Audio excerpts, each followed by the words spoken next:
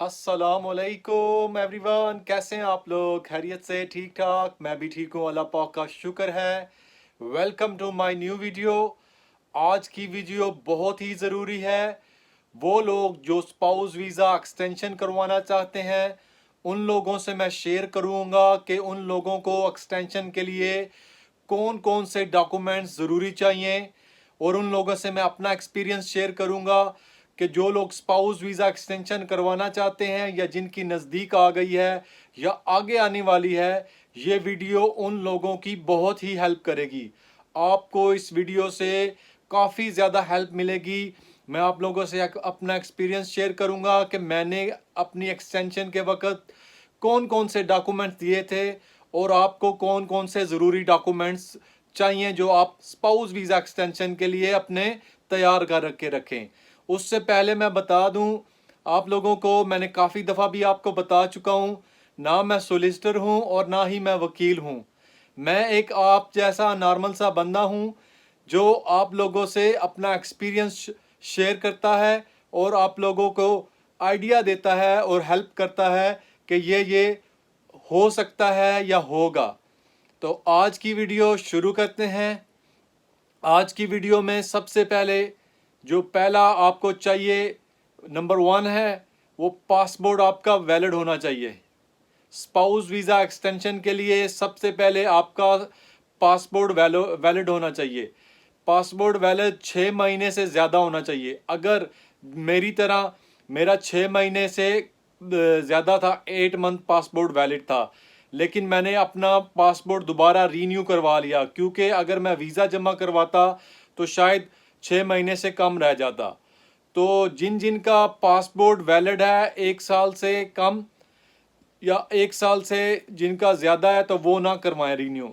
जिनका कम है, मतलब 8 महीने रह गए हैं या 6 महीने रह गए हैं या 10 महीने रह गए हैं, उनको चाहिए कि वो अपना पासपोर्ट रीन्यू करवा लें। क्योंकि जब वो अगर आप एक्सटेंशन के लिए अपना पासपोर्ट भेजें तो उधर शायद 2 महीने लगें, 3 लगें, 4 लगें या 6 महीने भी लग सकते हैं। ये रिसेंटली एक मेरा दोस्त है, उसने अपना एक्सटेंशन वीज़ा जमा करवाया था, तो कुछ कोरोना की वजह से और कुछ डॉक्यूमेंट जो उसके थंबनेल थे उसकी वजह से एक्सटेंशन लेट हुई, तो वो 6 महीने तक भी चला गया। तो वैलिड नंबर 1 चीज़ है, पासपोर्ट वैलिड होना चाहिए। और जो आपके पुराने पासपोर्ट हैं, मतलब एक पासपोर्ट अगर ख़त्म हुआ है आपका पुराना या 2 पासपोर्ट अगर ख़त्म हुए हैं, तो वो भी आपको साथ अटैच करने हैं। आपको साथ लेके अपने सोलिसिटर के पास जाना है। तो ये हो गया जी नंबर 1, पासपोर्ट वैलिड होना चाहिए। नंबर 2 हो गया जी बायोमेट्रिक कार्ड आपका। बायोमेट्रिक कार्ड का आप देख लें कहीं पड़ा हुआ है या नहीं, गुमा हुआ नहीं होना चाहिए, आपके पास मौजूद होना चाहिए। बायोमेट्रिक कार्ड वो होता है जब आप लोग पाकिस्तान से या इंडिया से या बांग्लादेश जहाँ से भी हैं यूके आते हैं, तो आपको वो अभी एक आईडी कार्ड या आपको स्पाउस वीज़ा की तरह एक ब्लू कलर का कार्ड बना के देते हैं, तो उसे कहते हैं बायोमेट्रिक कार्ड, जिससे आपका पता चल जाता है कि ये स्पाउस वीज़ा पे आया है जी। तो नंबर 3 स्टार्ट करते हैं। नंबर 3 पे चाहिए जी आपकी passport size 2 pictures. Passport size 2 pictures आपकी वाइट बैकग्राउंड होना चाहिए पीछे। तो ये आपकी 2 पासपोर्ट साइज पिक्चर चाहिए।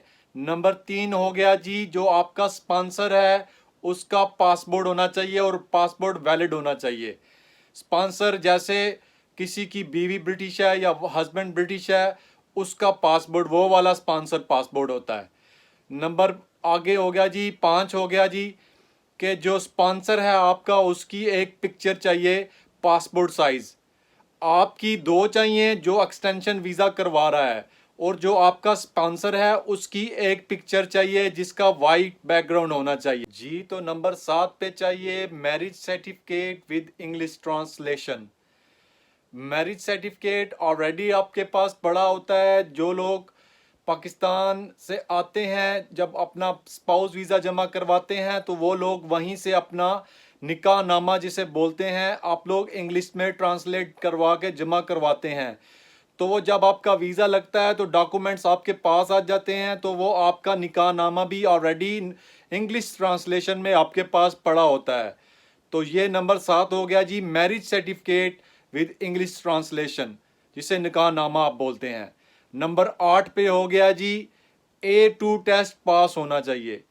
A2 टेस्ट पास होना चाहिए या B1 टेस्ट पास होना चाहिए, दोनों चल जाते हैं।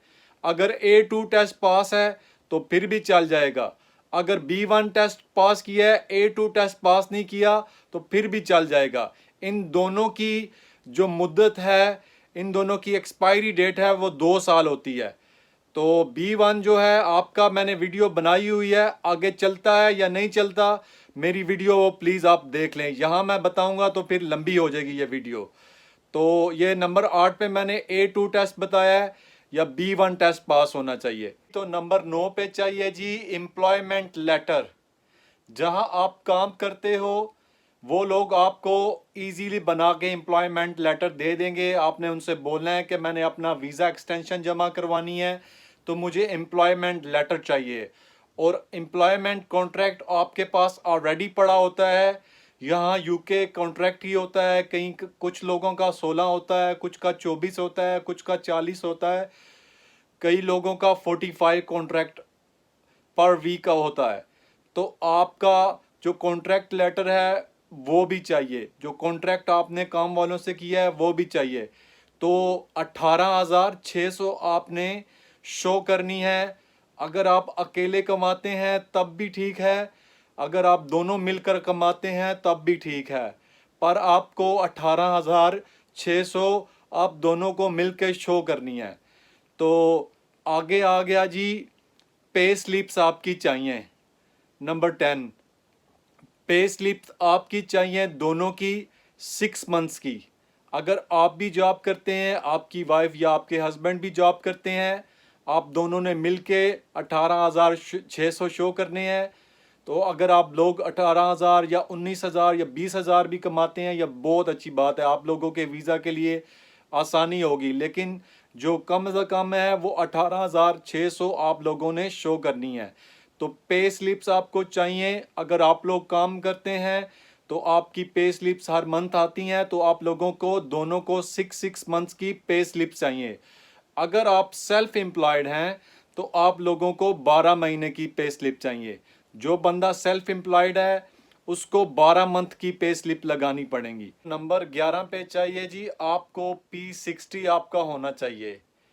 P60 वो होता है जी, यूके में जो काम का साल है मार्च से मार्च होता है। जब अप्रैल स्टार्ट होता है तो वो आपको सालाना आपने जितना कमाया होता है ना, जितना टैक्स दिया होता है, जो कुछ आपका काम के हिसाब से हिसाब किताब होता है वो आप लोगों को ईमेल करते हैं, उससे बोलते हैं P60। तो नंबर 12 पे हो गया जी आपको बैंक की स्टेटमेंट चाहिए। आपकी बैंक स्टेटमेंट कम से कम 6 महीने की होनी चाहिए, दोनों की, आपकी वाइफ की भी और आपकी भी। अगर वाइफ है तो हस्बैंड की, हस्बैंड है तो वाइफ की, कम से कम बैंक स्टेटमेंट 6 मंथ की होनी चाहिए। अगर किसी की बैंक स्टेटमेंट नहीं है तो वो बैंक वालों से कॉल करके पूछ मतलब ले सकता है उनसे, उन्हें बोल सकता है अगर मेरी ये वाली बीच में से दरमियान में से मिस है या उधर जाएं तो वो उसी वक्त भी निकाल के दे सकते हैं। तो बैंक स्टेटमेंट चाहिए 6 मंथ्स की अगर आप काम करते हैं, और अगर आप सेल्फ एम्प्लॉयड हैं तो आपको 12 मंथ की बैंक स्टेटमेंट चाहिए होगी जी। तो गाइस नंबर 13 पे चाहिए, अगर आपके बच्चे हैं उनके पासपोर्ट और उनके बर्थ सर्टिफिकेट चाहिए। तो ये आपकी चीज़ें, आपके बच्चों के पासपोर्ट की फ़ोटोकॉपीज़ और उनके जो बर्थ सर्टिफिकेट हैं उनकी फ़ोटोकॉपीज़ आपके एक्सटेंशन वीज़ा के साथ लगेंगी। पर 14 पे चाहिए कॉपी ऑफ लैंड रजिस्ट्री। अगर आपका अपना घर है तो आपके अपने घर की कॉपी जो लैंड रजिस्ट्री है वो आपके वीज़ा एक्सटेंशन के साथ लगेगी। अगर आप रेंट पे रहते हैं तो आपका रेंट कॉन्ट्रैक्ट लगेगा कि ये बंदा हमारे साथ रेंट कॉन्ट्रैक्टर है, तो हम ये हमारे घर में रहता है, जो कुछ भी इसके बेसिक्स होते हैं वो उसके रेंट कॉन्ट्रैक्ट का लेटर लगेगा। हाँ, अगर आप किसी आंटी के साथ रह रहे हैं या फैमिली के साथ रह रहे हैं तो जिनके घर नाम है उनको एक लेटर देना है आपको उस पे ऊपर लिखना है कि ये हमारे साथ रहता है, इसका नाम और इसकी वाइफ का नाम ये है, ये हमारे साथ रहते हैं और हमारा ये बिल देते हैं या नहीं देते। ये इसकी इतनी मुझे तफसील मैं आपको नहीं बता सकता, वो आप अपने सोलिसिटर से कंफर्म कर सकते हैं। या ऐसा होगा कि मैं उस लेटर पे एक नई वीडियो बना के डाल दूंगा कि उस लेटर पे क्या क्या लिखना है। तो आपकी अगर आपका अपना घर है तो कॉपी ऑफ लैंड रजिस्ट्री, अगर रेंट है तो रेंट वाला कॉन्ट्रैक्ट लगेगा, अगर आंटी के साथ रहते हैं या अंकल के साथ या भाई के साथ तो भाई का घर है तो भाई से लेटर लेना पड़ेगा। तो ये चीज़ें हो गई जी। आगे हो गया, अगर आपका अपना घर है तो कौंसल टैक्स आपके नाम होगा, तो ये बेस्ट चीज़ है। अगर आप रेंट पे हो फिर भी आपके नाम होगा। अगर आप आंटी के साथ रह रहे हो, कौंसल टैक्स अगर आपके नाम नहीं भी है, तो मेरे नाम नहीं था तो मैं अपना बता रहा हूँ, फिर भी मेरा चल गया था, इतनी ज़रूरत नहीं है। लेकिन अदर्स दूसरे बिल में से जैसे गैस हो गई, इलेक्ट्रिक हो गई, टीवी बिल हो गया, वाटर बिल हो गया और जो अदर मतलब इंटरनेट बिल हो गया, इनमें से 2-3 बिल आपके नाम होने चाहिए। जैसे अभी मेरे नाम है, जैसे टीवी का बिल है या पानी का बिल है, तो इस तरह के 2-3 बिल अगर आपके हो जाएंगे तो आपकी एक्सटेंशन वीज़ा में जो आपकी लैंड रजिस्ट्री है या एक्सटेंशन वीज़ा जमा करवाने के आपका प्रूफ में हेल्प हो जाएगी। तो आपको काफ़ी इन चीज़ों से हेल्प मिलेगी कि आपके नाम हैं ये चीज़ें, इससे पता चलेगा कि वाकई आप उधर रह रहे हो। तो गाइस, और भी अगर आपका कोई डॉक्टर का लेटर आता है, डॉक्टर का लेटर है, आप अपॉइंटमेंट पे जाते हो, आप हॉस्पिटल में जाते हो, तो आपने वो भी संभाल के रखने हैं, ये भी आपके प्रूफ हैं।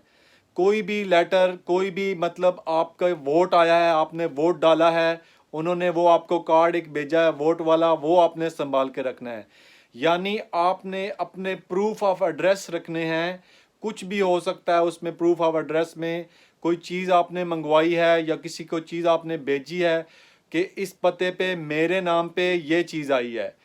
याद रखें, जो स्पॉन्सर है उसके इतने लेटर नहीं चाहिए होंगे, जो आपका एक्सटेंशन जो जमा करवा रहा है उसके 2-3 कम से कम 5 लेटर तो होने ही चाहिए। ये ज़्यादा से ज़्यादा बंदे इजी हो जाता है, उसका प्रूफ ऑफ हो जाता है कि ये उसी घर में रह रहा है। तो ये थी जी आज की सारी डिटेल जो मैंने एक्सटेंशन वीज़ा के लिए आपको बता दी है। ये मैंने आपको अपना एक्सपीरियंस बताया है, अपने लिहाज से बताया है। इसमें जो कमी बेशी हो सकती है, बाकी जो फाइनलाइज है वो आपका सोलिसिटर करेगा, आपका वकील करेगा। मैंने आपको एक बेसिक इंफॉर्मेशन दे दी है कि ये चीज़ें बहुत ज़रूरी हैं स्पाउस वीज़ा एक्सटेंशन के लिए। ये आप अगर अब मुझसे आइडिया आपको मिल गया है, हेल्प मिल गई है, अगर आप वकील के पास जाएंगे, सोलिसिटर के पास जाएंगे, ये चीज़ें ले जाएंगे, तो वो आपको अगली अपॉइंटमेंट में आपके वीज़ा जमा करवाने के लिए बुला लेगा, या एक दो चीज़ें जो कम होगी वो आपको बता देगा कि आप लेकर आ जाएं। तो ये थी जी आज की स्पाउस वीज़ा डॉक्यूमेंट्स वीडियो। बहुत ज़रूरी जो डॉक्यूमेंट्स हैं जो स्पाउस वीज़ा एक्सटेंशन के लिए इस्तेमाल होंगे आपकी, वो मैंने आपको बता दिए हैं।